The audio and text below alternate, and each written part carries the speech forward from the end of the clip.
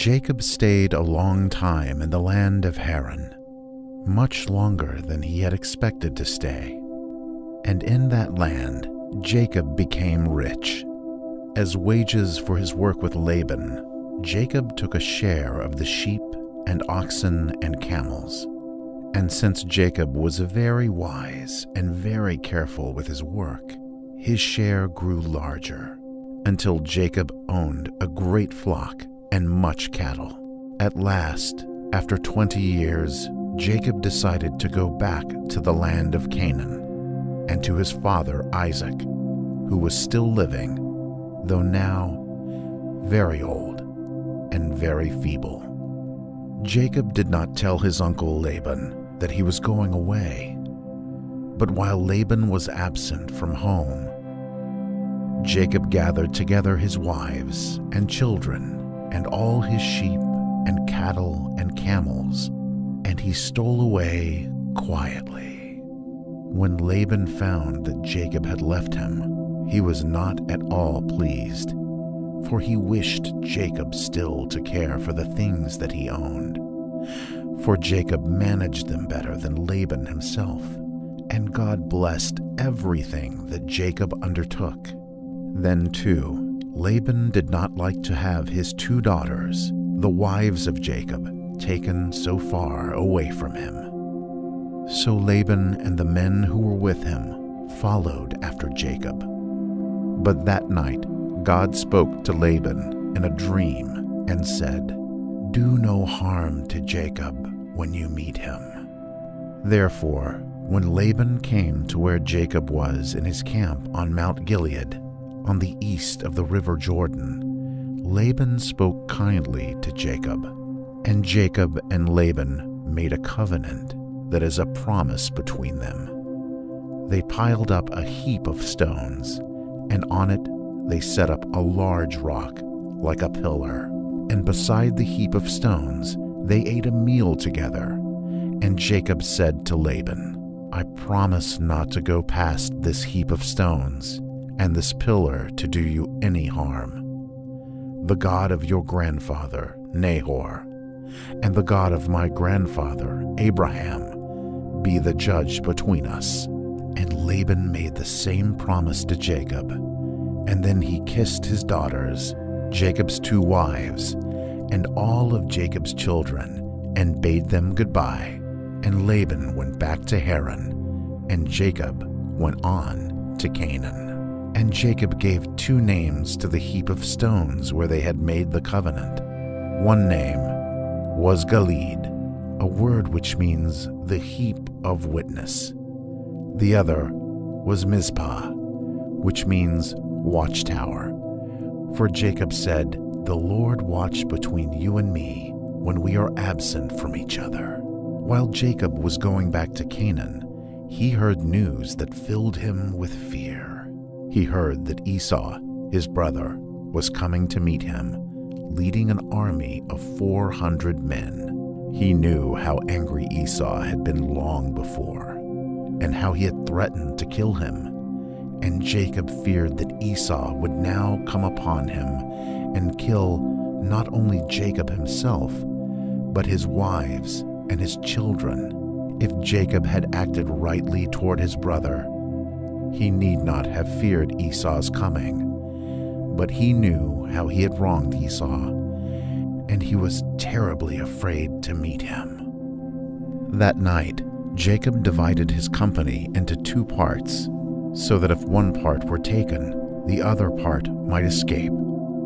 And he sent onward before him, as a present to his brother, a great drove of oxen and cows, and sheep and goats, and camels and asses, hoping that by the present his brother might be made more kind toward him. And then Jacob prayed earnestly to the Lord God to help him. After that, he sent all his family across a brook that was in his path, called the brook Jabbok, while he stayed alone on the other side of the brook to pray again. And while Jacob was alone, he felt that a man had taken hold of him, and Jacob wrestled with this strange man all night. and the man was an angel from God. They wrestled so hard that Jacob's thigh was strained in the struggle, and the angel said, "Let me go, for the day is breaking." And Jacob said, "I will not let thee go. I will not let thee go until thou dost bless me." And the angel said, "What is your name?" And Jacob answered, "Jacob is my name." Then the angel said, "Your name shall no more be called Jacob, but Israel. That is, he who wrestles with God. For you have wrestled with God and have won the victory." And the angel blessed him there. And the sun rose as the angel left him, and Jacob gave a name to that place.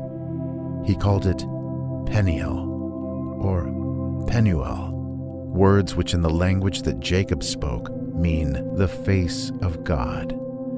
"For," said Jacob, "I have met God face to face." And after this, Jacob was lame, for in the wrestle he had strained his thigh. And as Jacob went across the brook Jabbok, early in the morning, he looked up, and there was Esau right before him. He bowed with his face to the ground over and over again, as people do in those lands when they meet someone of higher rank than their own. But Esau ran to meet him, and placed his arms around his neck and kissed him, and the two brothers wept together. Esau was kind and generous to forgive his brother all the wrong that he had done. And at first he would not receive Jacob's present, for he said, "I have enough, my brother." But Jacob urged him, until at last he took the present. And so the quarrel was ended, and the two brothers were at peace. Jacob came to Shechem in the middle of the land of Canaan, and there he set up his tents. And at the foot of the mountain, although there were streams of water all around, he dug his own well, great and deep, the well where Jesus sat and talked with a woman many ages after that time, and the well that may be still seen. Even now, the traveler who visits that place may drink water from Jacob's well. After this, Jacob had a new name, Israel, which means, as we have seen, the one who wrestles with God. Sometimes he was called Jacob, and sometimes Israel, and all those who come from Israel, his descendants, were called Israelites. After this, Isaac died, very old, and was buried by his sons Jacob and Esau in the cave at Hebron, where Abraham and Sarah were buried already. Esau, with his children and his cattle, went away to a land on the southeast of Canaan, which was called Edom. And Jacob, or Israel, and his family lived in the land of Canaan, dwelling in tents, and moving from place to place, where they could find good pasture or grass upon which to feed their flocks.